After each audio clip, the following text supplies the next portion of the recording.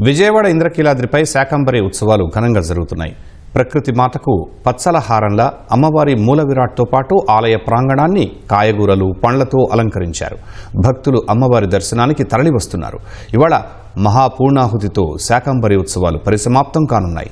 అమ్మవారి ఆలయంలో అలంకరించిన ఆకుకూరలు, కాయగూరలను ప్రసాదంగా తీసుకువెళ్లేందుకు భక్తులు పోటీ పడుతున్నారు. కాయగూరతో వండిన అన్నప్రసాదం, కదంబం భక్తులకు ప్రసాదంగా వితరణ చేస్తున్నారు.